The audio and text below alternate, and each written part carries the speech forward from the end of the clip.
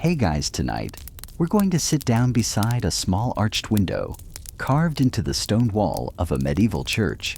There's a faint smell of old incense and damp moss.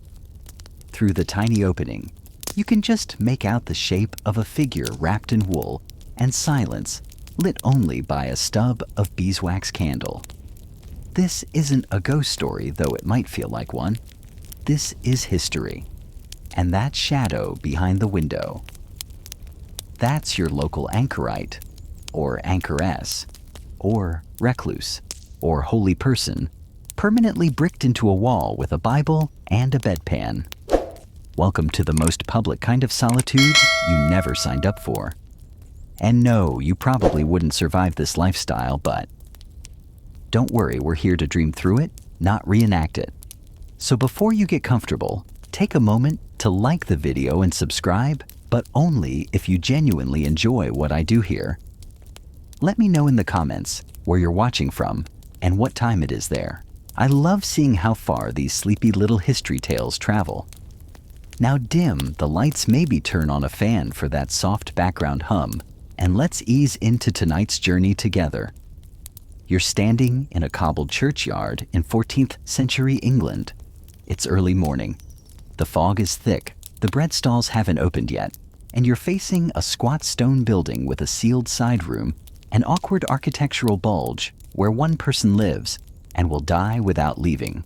Inside that cell is someone who once had a house, a name, maybe even a lover, or a farm.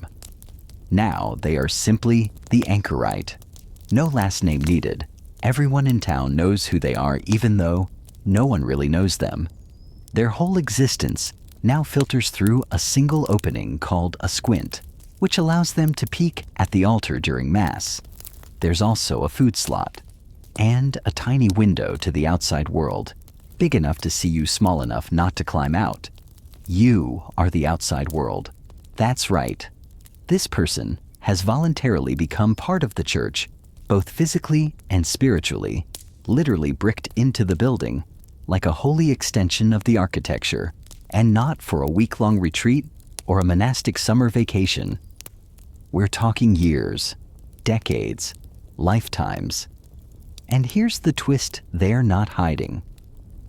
Anchorites were public figures. People came to them for spiritual guidance, for confession, for life advice, or sometimes just to stare. Picture being locked in a single room while villagers show up at your window daily to ask if their sheep are cursed, or if God will forgive them for that thing they said during the bake sale. And still, you're expected to pray. Constantly. Anchoritic life was a kind of mystical marathon, equal parts isolation and performance. You gave up everything to be alone with God. And then your neighbors showed up. Historians still argue whether these anchoritic cells were more prison or palace. For some, it was a spiritual death to the world, a chosen martyrdom of the mind. For others, it was a deeply respected office, closer to being a local oracle or therapist than a monk. It's hard to know how many felt joy or dread or both. We don't get diary entries. We get devotional manuals, rules, and the occasional scribbled note about rats. But we do know this: it wasn't fringe. By the High Middle Ages, there were hundreds of these figures across England alone. Entire towns grew up around their anchorites. Royal courts sent letters asking for their prayers. Some churches refused to consecrate until they had someone lined up to live in the wall. And this wasn't a role reserved for the elite. Sure, some anchorites came from noble families, but many were ordinary folks. Sometimes even former servants' widows or craftsmen who left it all behind to become something both revered and unreachable. One of the most famous guides to this life was the anchorites, basically a spiritual instruction manual for recluses. Written in the 13th century, it reminded anchoresses to avoid gossip, keep their cell tidy, and never accept gifts from handsome knights. All very practical. You can imagine the average townsperson wondering what it's like inside that dark cell. Is it cozy? Are they secretly doing crossword puzzles? Are they even still alive in there, spoiler? Yes, usually. There are records of anchorites keeping pets' cats often, and of friends sneaking in extra food or blankets. Some even wrote poetry or copied texts, their minds staying nimble as their limbs atrophied. And though the life seems grim now, some anchorites described it as a strange, aching bliss. A kind of cosmic closeness no worldly pleasure could match. Like being unplugged from the static of daily life and tuned into something eternal. Or maybe it was Stockholm Syndrome with incense, but the contrast is the key here. They lived alone, but not unseen. They were hermits on display. Imagine trying to meditate while people knock on your only window, asking if their cousin's rash is a divine punishment. You sip your imaginary tea now, still standing outside that weather-worn church? The sky has brightened a bit. Someone walks by with a loaf of bread and nods toward the anchorite's window with a kind of solemn respect. You nod too, because even if you don't quite understand this life, you can feel the weight of it, the stillness, the purpose, the quiet devotion behind stone and straw and prayer. And maybe, just maybe, you wonder what it would feel like to step into that space, to close the door, to let the world pass by outside while you finally listen. But we're not there yet. The cell is just the surface. Next, we'll step further in, to the heart of why anyone would choose this life in the first place. You sit with the question for a while. Why would anyone choose to be locked away for life? Not out of punishment, not from fear, but willingly, solemnly, almost joyfully. Why? You shift slightly on the cold stone outside the anchorite's window, and the weight of the question settles into your spine like a slow breath. The answers aren't quick, but they are deep, and they begin in silence. Imagine you're a young woman in medieval England, somewhere between plague and crusade, somewhere between a bad harvest and a worse marriage proposal. You live in a world where choices are limited, voices are muffled, and God is everywhere but not always reachable. And then you hear of her, the anchoress in the next town over. She doesn't bow to a husband or spin wool for coin. She speaks directly to the divine. People come to her. She lives in a room smaller than a sheepfold, yet she holds more influence than the Lord's steward. That could be your path too. Not everyone came to anchoritism from nobility, but many came from desperation, or conviction, or both. Historians still argue whether most anchorites chose their fate out of spiritual longing, or because the world gave them no better option. Some were young women whose families couldn't afford dowries. Others were men disillusioned with monastery life. A few had traumatic pasts, violence, loss, grief, and the cell became a way to process or escape or transform. But the ritual to enter wasn't casual. It wasn't a quiet sign-up sheet and a goodbye brunch. It was a funeral. Literally. Before being enclosed, the anchorite would attend a special mass where they were blessed, prayed over, and sometimes sprinkled with holy water. Then they would walk or be led to their cell, and the door would be bricked shut behind them. Some accounts say they lay down in a coffin during the service, a symbol of dying to the world. The moment the last brick slid into place, that was it. The door was sealed. The life behind them was over. You were now dead to the world and alive to Christ. No pressure.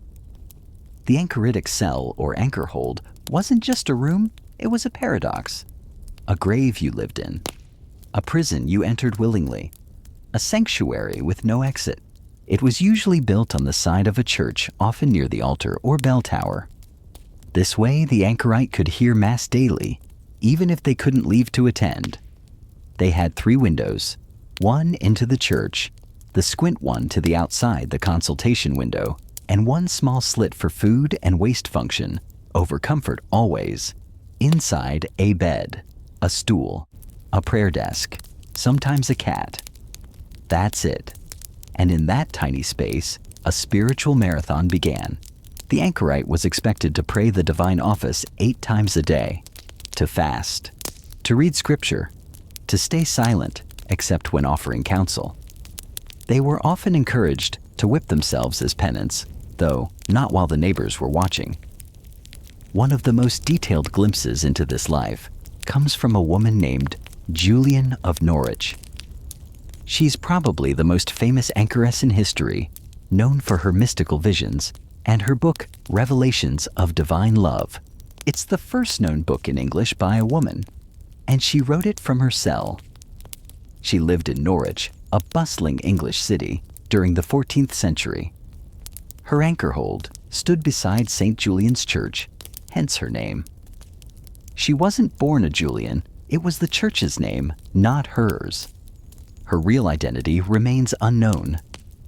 Julian suffered a near-fatal illness in her 30s. While death hovered, she had a series of visions of Christ, of suffering, of compassion, and these became her life's work.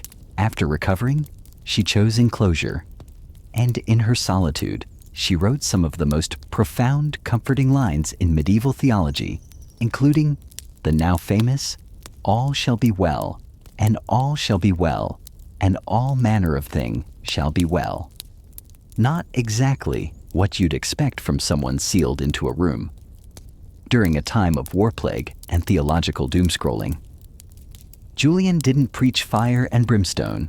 She spoke of divine love, of the tenderness of God, of the importance of hope, even in sorrow. And people listened. They came to her window for counsel, for comfort, for answers.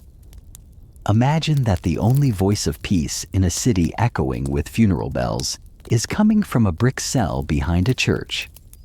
It says something about the power of stillness, about how solitude can amplify, not silence. Still, the role wasn't always so poetic. Some anchorites cracked under the pressure. Some went mad. Some were forcibly removed for causing scandal or for breaking rules. A few became mini-celebrities flooded with attention and gifts until the church had to remind everyone this wasn't supposed to be a lifestyle brand. And for every Julian of Norwich, there were dozens of nameless anchorites whose windows opened onto muddy lanes, whose prayers rose through smoke and stink and indifference. You pause now thinking of that first brick, the one slid into place during the funeral mass, the moment a door becomes a wall. Could you do it? Give up the world, not to escape it, but to see it more clearly. To sit with yourself long enough that the noise fades and only the essence remains. It's hard to say, but the anchorites tried. And some say they found something worth the silence. You return to the window now, not to look out, but to imagine what looked in. Because here's the curious thing for people who vowed to live alone. Anchorites were surprisingly social. Their little consultation window.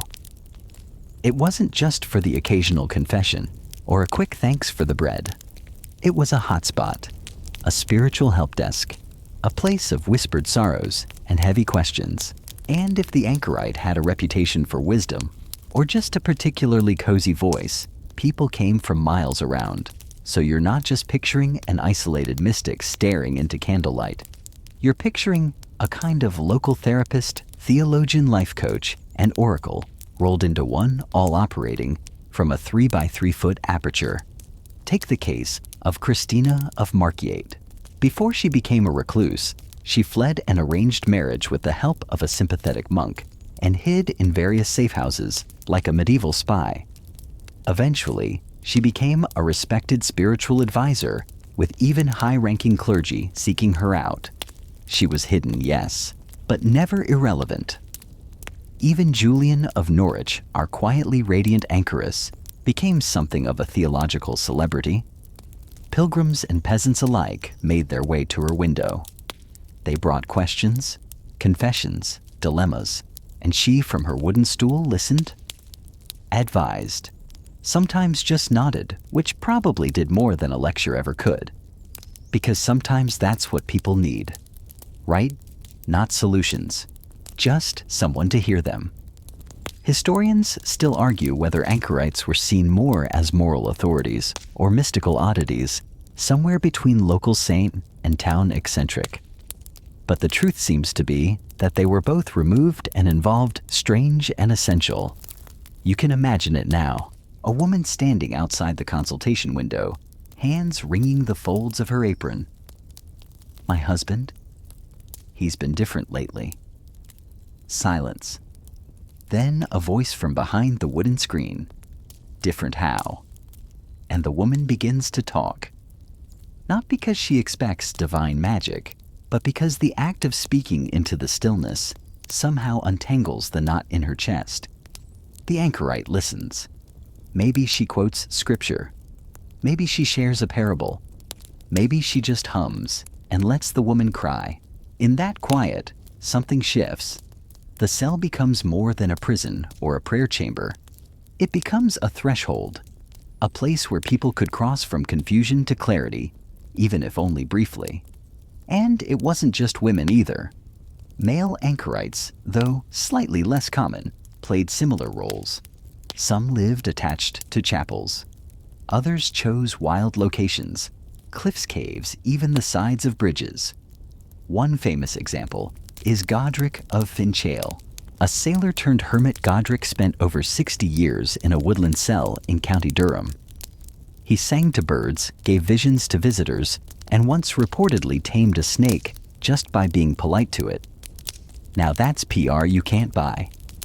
His visitors included king's bishops and one very nosy monk named Reginald, who wrote down every story he could get out of the guy. In fact, much of what we know about Godric's life comes from those visitations, proof that even silence gets noisy if you live long enough.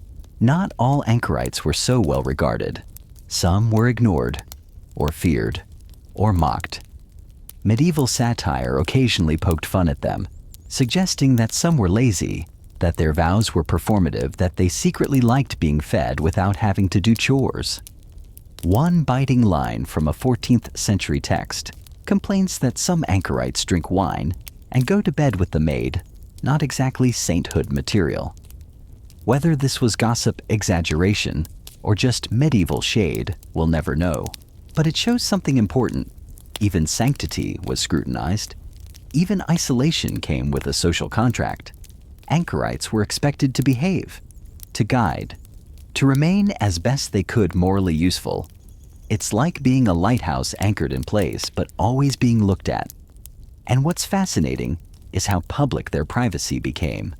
Imagine it. You vow to die to the world, and the world won't stop knocking on your wall. It's oddly poetic, isn't it? The paradox of medieval anchoritism is that it wasn't about escaping life. It was about entering it differently, not through noise or ambition or busy hands, but through stillness, through presence. You think now of the cell again, the small window, the dirt floor, the bed that was also a bench. The food passed through simple and sparse. Maybe a few herbs growing in a pot, kissed by light from a narrow slit in the wall. You picture a woman waking up to the sound of footsteps outside, someone coming not to bring food, but questions. And she readies herself, brushes the sleep from her face, whispers a psalm, and waits. Because this too is her work. Not sermons, not pilgrimages, not miracles, just sitting behind a wall holding space for someone else's storm. In a world that barely understood psychology, that treated illness with leeches and sin with whippings, anchorites offered something radical. Listening, presence, witness. And maybe that's why their cells were never truly empty. Because for all the theology and ritual, their real job was simple. Be there, be still, be open. And in that stillness, help the world breathe again. You linger at the threshold now, where the hush of solitude meets the clamor of the street. Because for all their stillness, anchorites were never fully separate from the world. Not really. They were tethered by more than stone, bound by more than vows. Their cells were connected by threads of commerce, of need, of curiosity, and sometimes of performance. See, not every hermit lived cloistered away in a chapel wall. Some were out in the open, public, present, spectacle and sacrament in equal measure. They were the street corner saints, the holy oddballs, the ones who renounced the world and then sat in the middle of it. Take, for instance, the Pustevnik hermits of Eastern Europe. In villages across Bohemia and Poland, you might spot a lean, soot-streaked man leaning against a wayside shrine or a crooked stick hut beside a forest path. His clothes were ragged, his hair long, his eyes half-lidded with either enlightenment or eye strain. Children tossed him crusts, merchants offered coins, and he offered, well, advice, prayers, sometimes just unsettling eye contact, the spiritual equivalent of ambient music. These figures weren't always officially sanctioned. In fact, they often existed in a gray space between tolerated and revered. Part guru, part ghost. Some towns had official hermits, a designated local holy person, who might even receive a stipend from the church or community in exchange for keeping to their vows and acting as the resident moral compass. Others were self-appointed, springing up like wildflowers after plague or famine. Historians still argue whether these public hermits were true mystics or opportunists with good branding, but that tension, that mix of sincerity and theater, is part of what makes them so compelling. Because what does it mean to be holy in public? To sit on a high rock or a busy bridge or beside a market square, wrapped in rags and silence while the world spins by. Some of these hermits built makeshift shrines or crosses and spent their days cleaning them, praying beside them, or just being near them. And people came for blessings, for novelty, for gossip. There's something in us then and now that leans toward mystery. Maybe you've felt it too, that weird pull when you see someone sitting alone in a park sketching, or someone barefoot at the edge of a trail staring into trees. You can't help but wonder, what are they seeing that I'm missing? Public hermits gave form to that wonder. They were often strange, sometimes wise, always a little unsettling, and yet villages protected them. In one small 15th century English town, the local anchorite was known as Brother Thomas, though no one was quite sure if he'd ever taken orders. He lived in a hut near the marketplace and rang a bell when he wanted to speak.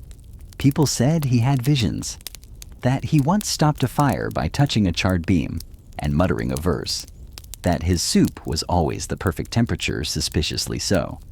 But mostly, he just listened. Like Julian, like Godric, like countless unnamed souls who gave up roofs and robes for something deeper. And here's the fun twist, being visible didn't always mean being approachable.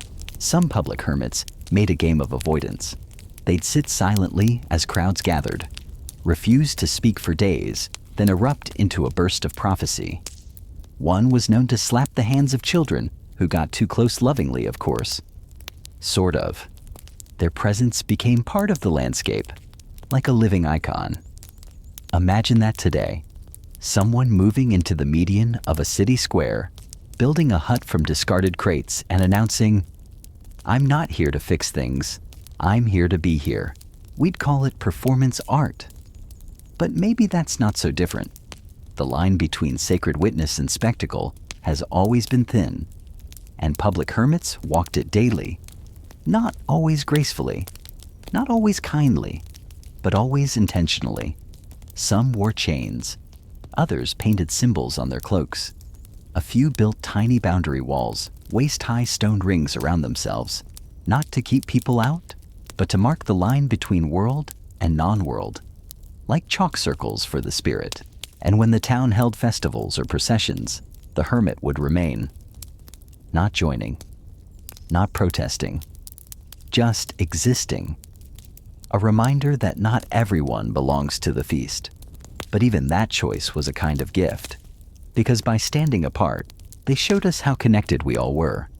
They bore witness not just to sin or suffering, but to time itself. They saw who came and who went, who grew up and who grew bitter. They remembered stories others forgot. They sat still while the world changed, and people noticed. That's the thing about public holiness. It doesn't demand attention, but it shapes it. You think now of a woman sitting cross-legged beside a village gate, her eyes closed, a bowl at her side, a strand of hair caught in her lips. She hasn't spoken in 3 days, but the baker still leaves her a heel of bread each morning.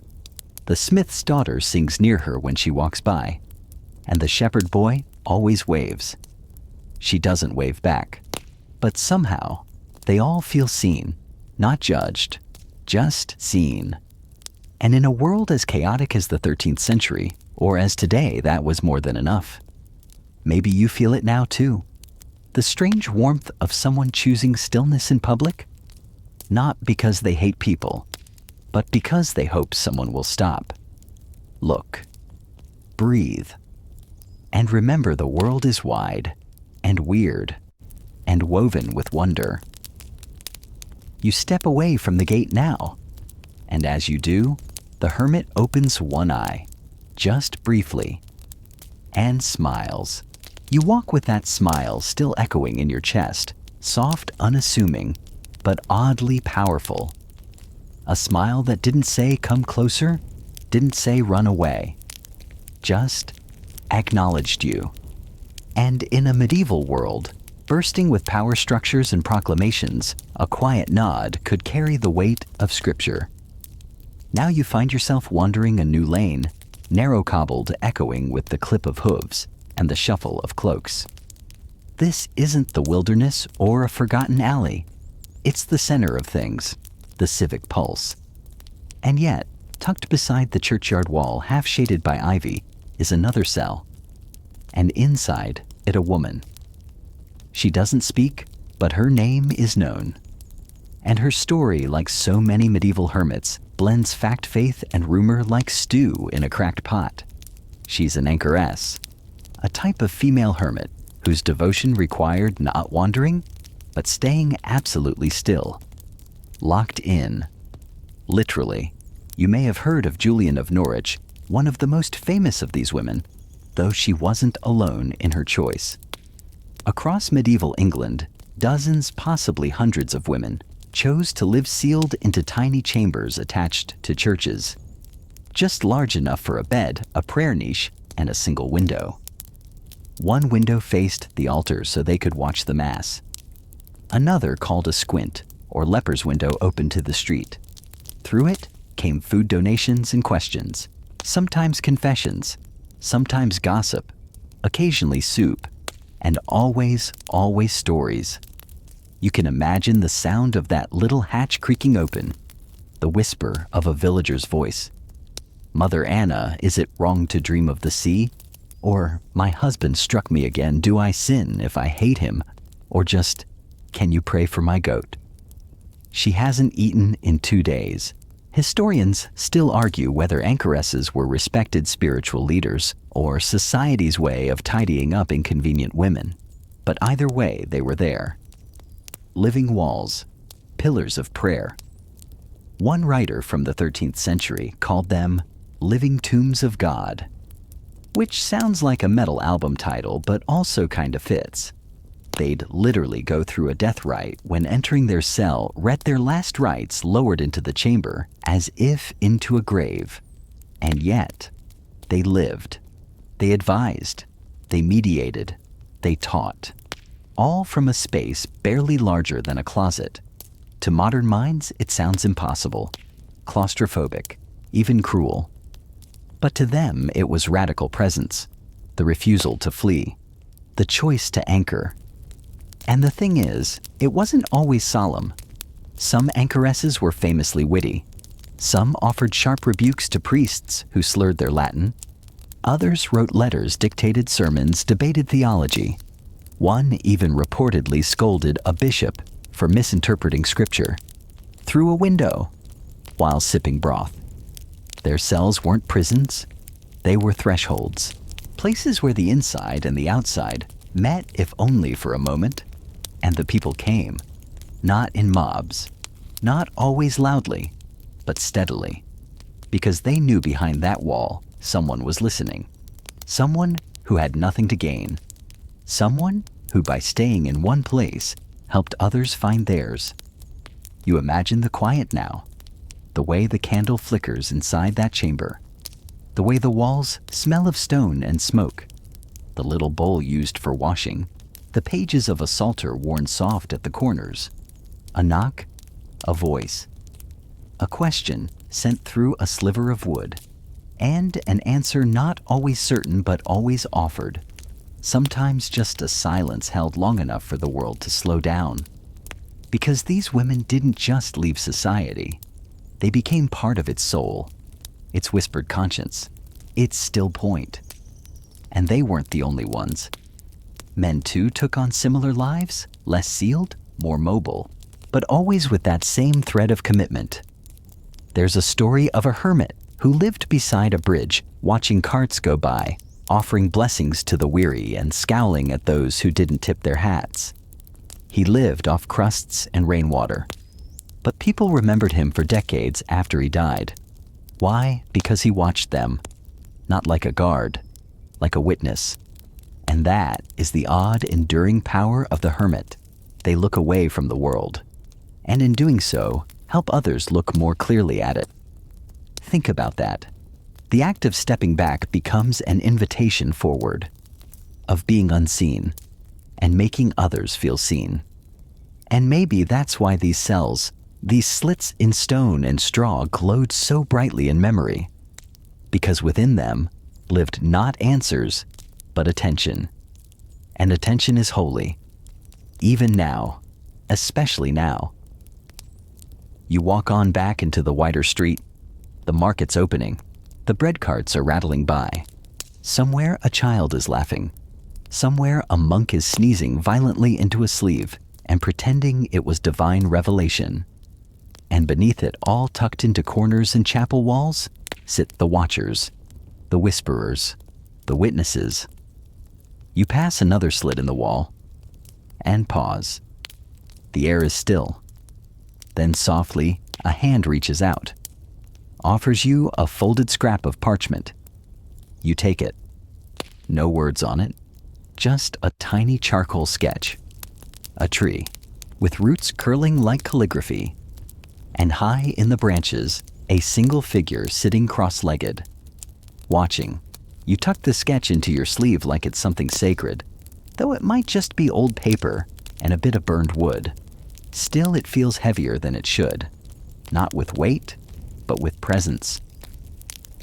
You walk on.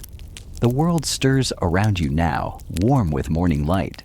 The sun is filtering through stained glass and iron grates. And in the town square, someone's sweeping yesterday off the cobblestones. A merchant yells about fish. A cat investigates someone's unattended basket. Life loud and ordinary. And still among it all you spot them. Not just one now. A few. Here's a man tucked against a pillar of the cathedral, not begging, not preaching. Just sitting. A wooden bowl at his feet, but he hasn't touched it. He stares at the sky like he's trying to understand a language no one teaches anymore. There at the edge of the market, a woman wrapped in too many layers for spring weather. She holds a single white feather, just stands there, like it means something. Another turns circles on the edge of the field, muttering into the wind. You've stumbled into a curious class of people, the visible invisibles. The urban hermits, not locked in cells, not hidden in caves, but right here, in full view. Living slow lives in fast places. Historians still argue whether these public recluses were true mystics, unhinged drifters, or cunning survivalists who figured out how to eat without working. But the records patchy, and often written with more bias than accuracy, tell us this: they were there. And they were noticed. Cities like Paris, Cologne, London, and Siena all had their share. Men who wandered but never traveled. Women who sang psalms beside fountains until their voices cracked. One man in York reportedly stood in the same spot every morning for 40 years and nodded at every passerby who greeted him first. We call them holy fools, urban hermits, living relics. But really they were participants in a kind of sacred dislocation. Deliberately unmoored. purposefully strange, and somehow needed. Because as you watch the city wake up, you start to realize in all this noise, someone has to hold the stillness. Someone has to be the odd note in the melody, the off rhythm that reminds everyone else they're dancing. One chronicler describes a man named Gilles who lived outside Bruges, never shaved, rarely spoke, wore a belt of vines, and slept on a church roof when the mood struck. When asked why, he said, "Because the world is wrong?" And maybe for some people that's reason enough. You spot a child now, maybe 5, maybe 6, offering a piece of bread to a man with matted hair and the softest eyes you've seen all day. He nods, accepts, and tears it carefully, half for himself, half for the sparrows circling his feet. He doesn't bless the child, doesn't recite a psalm, just smiles, and somehow the moment becomes liturgical. These were people who lived without armor, who chose exposure over comfort, who accepted the strangeness of life and let it show on their skin. Not saints, not outcasts, something between. And here's the wild part. They weren't all poor. Some came from wealth, from monasteries, from privilege. They walked away from inheritance, from education, from opportunities that most would scramble to hold. Why? Because they couldn't unsee something, a vision, a dream, a line in a sermon that crawled under their skin and never left. One nun turned hermit in Naples reportedly heard a voice in her sleep say, "Be still, and I will show you everything." So she walked out of the convent the next morning and sat under a fig tree for the rest of her life. That's it. That was the plan. Be still. See everything. And while no one could confirm she did see everything, folks came from villages away just to sit beside her for a while. Because sometimes the most profound act is simply refusing to move. You walk past a fountain now, and etched into the base is another image, a barefoot figure haloed not by gold, but by a swarm of bees. One hand raised, one hand feeding a bird. You wonder if it's St. Francis or someone else. The medieval world didn't always put names on its strangeness. It just let it live. These urban hermits were the awkward punctuation marks in the paragraph of daily life. They interrupted, they unsettled, they reminded people that not every life needs to make sense. And yet, many were revered. Bakers brought them crusts. Children copied their habits. Merchants donated wool for winter. Because whether out of piety, fear, or genuine affection, people understood these figures mattered. Not in productivity, not in prophecy, but in presence. Their very being disrupted the rush. Their stillness slowed the street.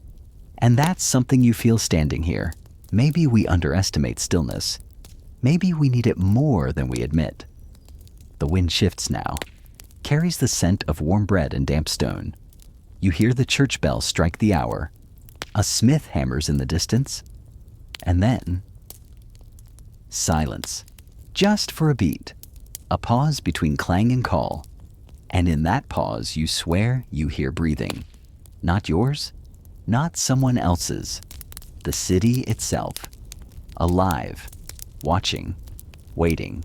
You pass another figure now, hooded, humming, stitching scraps of fabric into a robe that doesn't need fixing. He doesn't look up. But you nod anyway. And walk on. Because even the ones who stay in place help the rest of us move. You cross the market square now, past the smell of onions and horse sweat, through the rattle of wooden cartwheels and the low hum of bargaining voices. You're heading toward the city edge where the stone starts to crumble and the saints in stained glass look a little more tired. That's where the anchor holds live. Yes, plural. Because while we often picture the anchorite as a singular oddity, a woman sealed in a cell for life, a man bricked behind a chapel wall, this was no one-off. In the medieval world, anchorites weren't just real. They were everywhere. Every major city had at least one. Some towns had 3. Historians still argue whether to consider them part of monastic tradition or something stranger, something wild, semi-domestic, part saint and part scarecrow. What's certain is this: they chose immobility in a world obsessed with motion. You step into the shadow of a thick old chapel. Now its bell, long rusted, silent. On one side, a squat stone box leans against the outer wall. No windows, no doors, just a tiny slit just wide enough for a bowl to pass through. And behind that, a life, a human being, still alive maybe, still praying, still inside. Anchorites, also called anchoresses, when female chose to be walled into these cells, permanently. The sealing was ceremonial, sometimes even treated as a funeral. Priests sang the burial mass. Neighbors wept. The anchorite entered their room with a candle and stayed there until death. Why? Well, if you ask the anchorites, the answers range from to be closer to God to because the world was too loud. A bit of both, probably. And if you ask the townsfolk who kept them fed, clothed, and gossiped about them constantly, the answers get weirder. One woman in Norwich Julian became so famous for her wisdom that people traveled from across Europe just to kneel outside her cell and ask for advice. She answered through a slit in the wall, her voice soft and strange, her theology rich and oddly hopeful. "All shall be well," she said once, "and all shall be well, and all manner of thing shall be well." Not bad for someone who hadn't left her room in decades. Another anchorite outside Milan kept a pet raven, trained it to bring him pebbles. He arranged them into spirals on the floor and claimed they were maps of paradise. You pass another cell now. This one collapsed, just rubble and ivy. But on one stone, someone's carved a handprint. Small, child-sized. Maybe a visitor. Maybe the anchorite herself reaching out once before retreating for good. Here's the thing: they weren't monks. They weren't nuns. They didn't obey an order or follow a strict communal rule. They made their own rule. Sometimes literally, anchorites often wrote their own guides to daily life, their own codes of silence and prayer and fasting. The most famous, the Anchorin Visa, a text that advised women recluse not just on sin and scripture, but on things like how many cats were too many answer. More than 3 is excessive. It was equal parts spiritual manual and medieval lifestyle guide. But anchorites weren't just left alone. They were watched, visited, respected, feared, pitied. In some cases, politically useful. A powerful noble might consult an anchorite for insight before war. A merchant might ask for prayers before a risky voyage. A king might pause by the cell on his way to campaign. Because to medieval minds, these people were touching something beyond the veil. Not saints, but maybe saints adjacents, and not always cheerful. One record describes a recluse who screamed at townspeople for leaving apples at her window. She claimed they were too sweet, said she needed only bitter herbs and ash, said the sweetness would ruin her silence. Fair enough. But another describes a woman who laughed all day. Not mockery, joy. Just a deep, delighted sound that echoed out of her stone box like birdsong. Some thought she'd gone mad. Some thought she'd found something better. You step past the last anchor hold now. The sun is warming the street, and a boy is kicking a ball made of twine near the wall. He doesn't notice the slit in the stones. Or maybe he does, and just doesn't mind. That's the thing.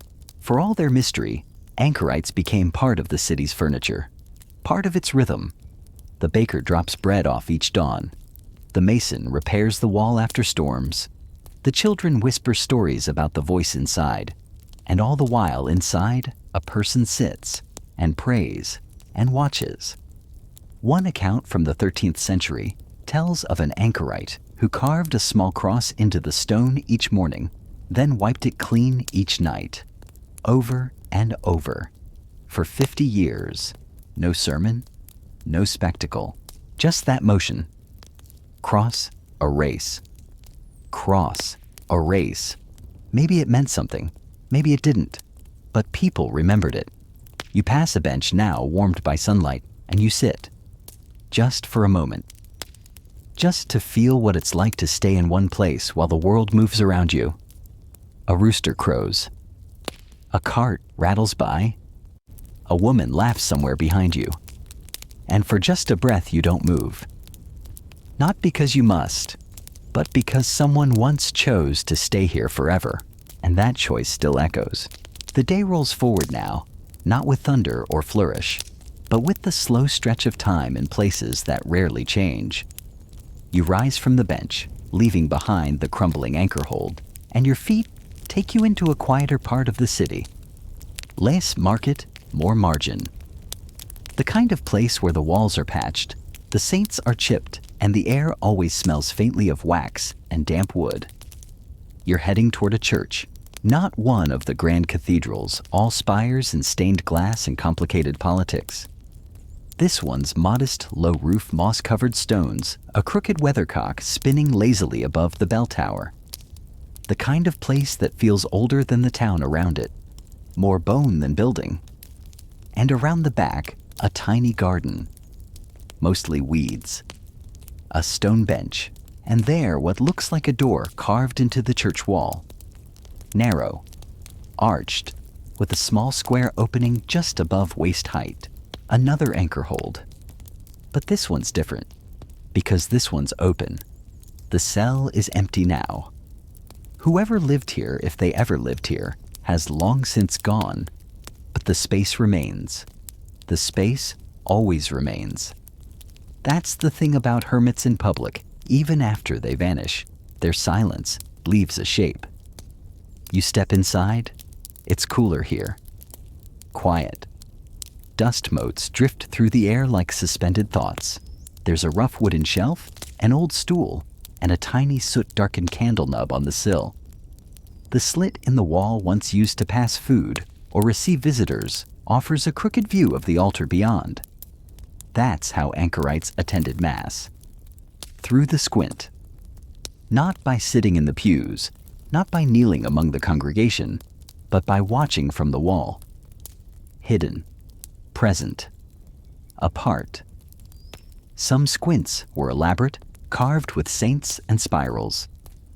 Others were plain, but all served the same purpose, to let the hermit participate without ever stepping outside. This practice was known as inclusion. The anchorite was included in the life of the church in the prayers and psalms, without being part of its motion, like a note hummed softly behind the choir. And it worked both ways, because the people they saw the anchorite too. Sometimes, not always clearly, but enough to remember. There are records of townspeople describing the hermit's silhouette, just the shape of a shoulder, or the glint of candlelight behind the slit. Enough to feel not alone. One child wrote in a margin, "I saw her shadow today." It made the prayer stronger. Another simply drew a box with a cross beside it. No caption, no explanation. Just that. Anchorites weren't isolated in the way we imagine solitude today. They were hyper-visible, and not just spiritually. They lived in the middle of things, on church grounds, near marketplaces, along pilgrimage routes, in the heartbeat of the town. Think of it as urban solitude, stillness surrounded by noise. One famous anchorite cell in London was built directly above a street corner. People passed beneath it every hour. Horses clopped by. Fights broke out under its window. Lovers whispered promises just a few feet from someone fasting for the sins of the world. It's bizarre. It's beautiful. It's deeply human. Historians still argue whether the choice to become an anchorite was always voluntary. Some anchorites were noblewomen whose families paid for their enclosure. Others may have been widows with nowhere else to go. Some were visionaries. Some were simply done with the noise. But all of them chose, in one way or another, to stay, to anchor. The word matters. Anchorite comes from the Greek anachorēan, to withdraw. But in English, it carries the sound of a ship's anchor, something fixed, something stable in a shifting tide.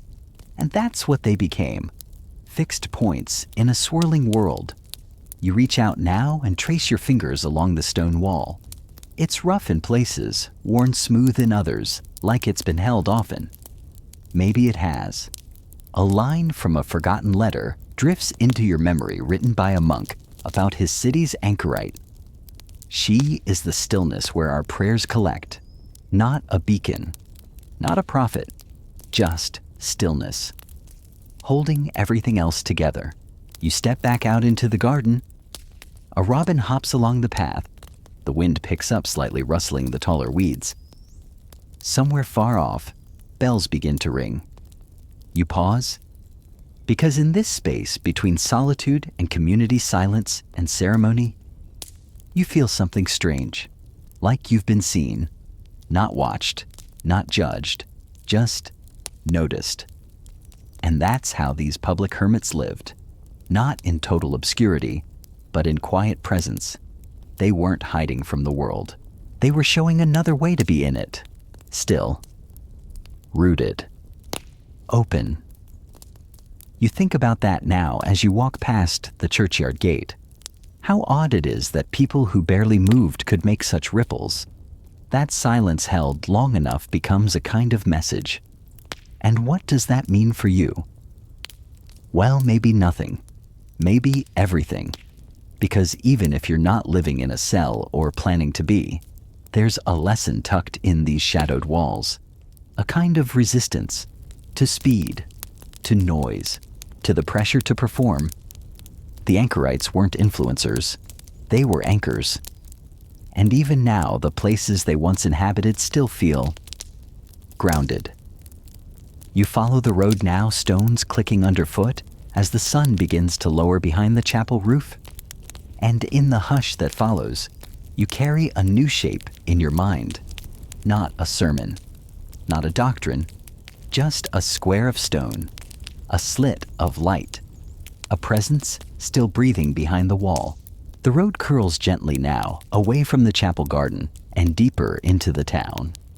Shops are shuttering for the evening shutters, drawn with a soft creak, and lanterns glow behind small paned windows.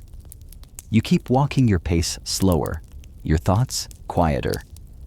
Because at this point in the journey, you're not just looking for answers. You're listening for echoes, and you hear one now tucked in the laughter of children skipping stones in the dusk, in the soft hush of prayers, drifting from behind closed doors, in the rhythm of your own feet, moving past doorways that once opened for saints in disguise. Because not all hermits wore robes. Not all anchorites were enclosed. Some walked among the people silently. Yes, but not out of disdain or shyness. Out of attention. Meet the fools for Christ. In medieval Europe, especially in the Eastern Orthodox tradition, but with ripples even in the West, there were holy people who deliberately acted strange in public, outlandish, disruptive, not for chaos, but for clarity.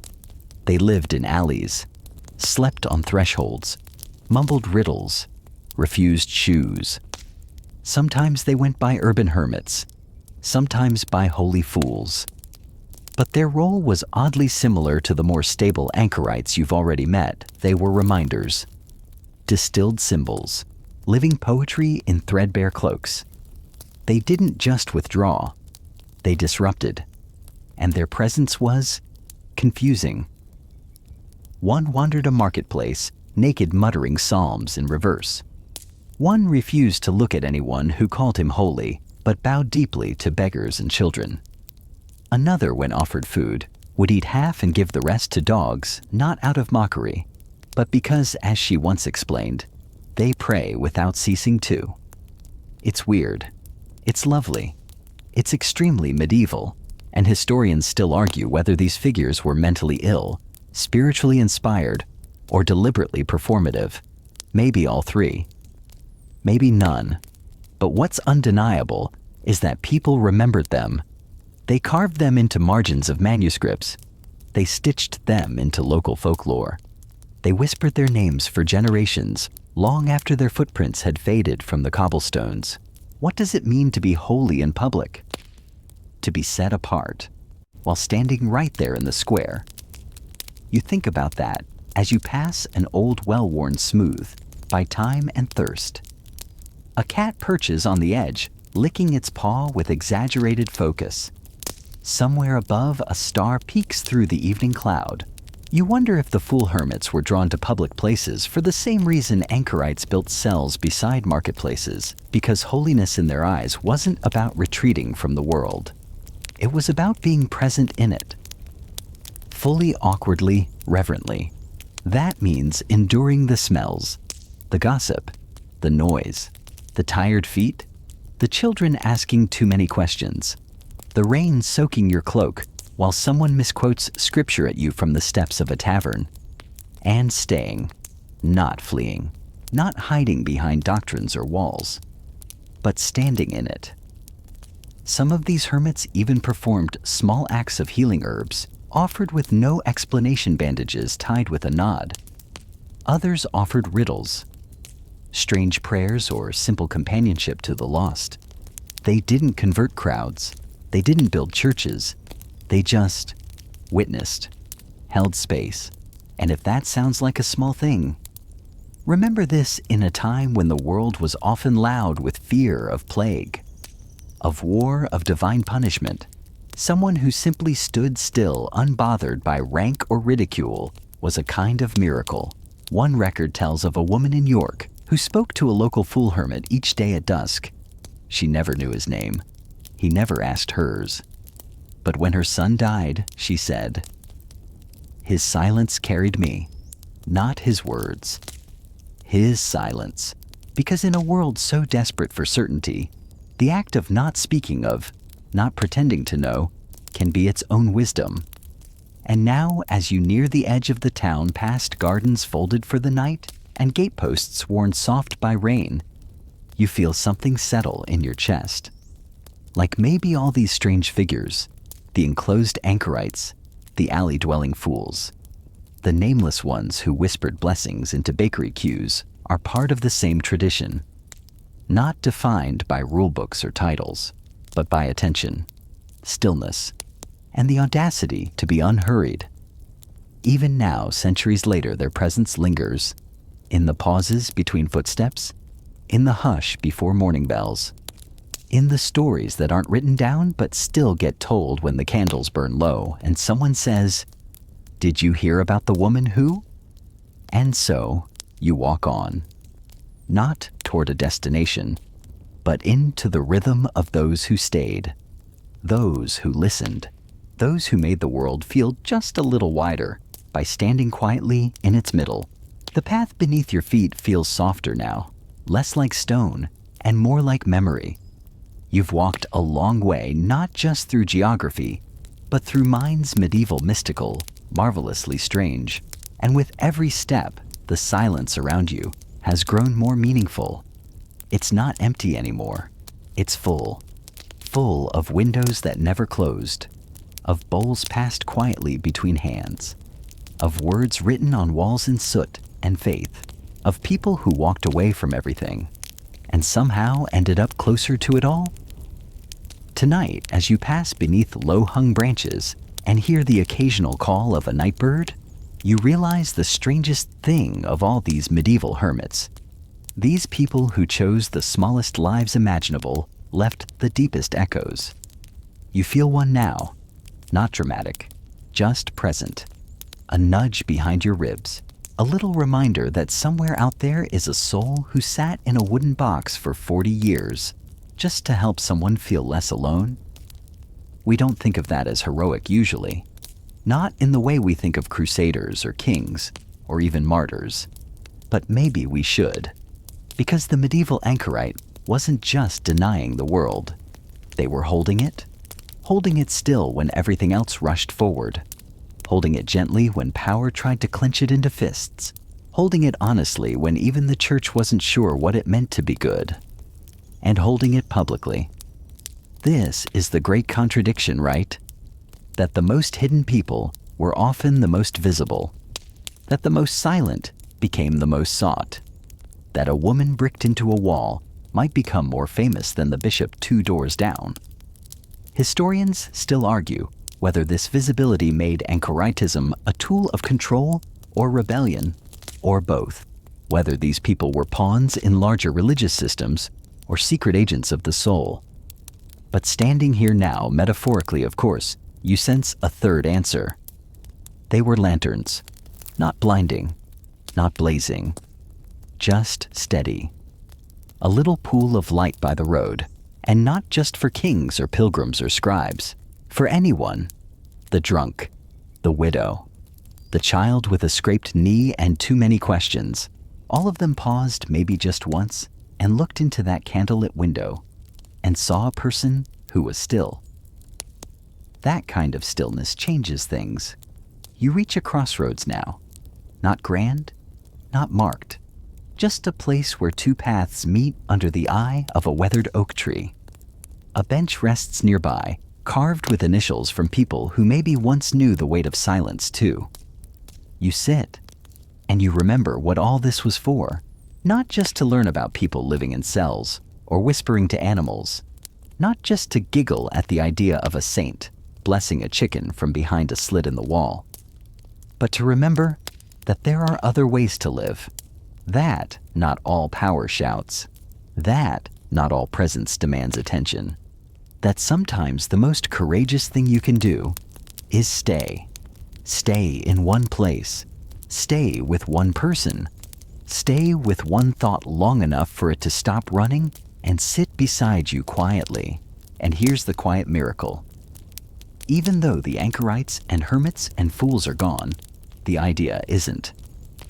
You see it in modern monasteries, of course, in spiritual retreats and silent hikes, but also in the stranger on a bus who smiles and says nothing, in the nurse who sits beside a sleeping patient just watching the rise and fall of breath, in the artist who paints the same tree over and over again because they're not done listening to it. It's everywhere, and it asks nothing from you, except maybe to notice. So here you are, at the end of the road. Not enlightened, maybe, not transformed, but more aware. That stillness matters. That silence can hold meaning. That a person behind a wall isn't separate, they're central. You close your eyes now just for a breath. You think of the anchorage window, lit from within. You think of the bowl passed through it still warm. You think of the world beyond noisy and confused, but full of people trying to find a shape to their pain, a rhythm to their hope. And you think maybe the hermits had it right. Not about everything, not all the time, but about one thing. You don't need to escape the world to love it. You just need to stop running long enough to see it clearly. The fire, the tea, the faces, the faith, and above all the stillness. So, let's slow everything now. Let your breath deepen. Your limbs grow heavy. Your thoughts stretch out like shadows at dusk. You've wandered a long way tonight through alleys and abbeys, through solitude and subtle rebellion. You've sat with saints. You've peered through stone slits. You've shared tea with ghosts and brushed the edges of a world that asked its questions quietly and waited patiently for answers. Let that quiet settle in your chest now. Let it bloom not with urgency, but with space. You don't need to remember every name, or every prayer, or every tiny architectural detail of a hermitage built 700 years ago. You only need to remember the feeling, the pause, the kindness in slowness, the beauty in choosing stillness not as a retreat, but as a gift. Let your shoulders drop. Let your jaw unclench. Let the noise of the day curl away from you like smoke from a long-banked fire. There is a tree inside you now, a bench, a bowl of something warm, a window with golden light, and you can return to it whenever you need. Just breathe. Just rest. Just be here now. Thank you for joining us on this journey tonight. Maybe by now you've already drifted off to sleep, And if so, we hope this story brought you peace of mind and helped you rest a little easier. Deep sleep makes life better, and we're truly happy to be part of that. Until next time, sleep well, dream gently,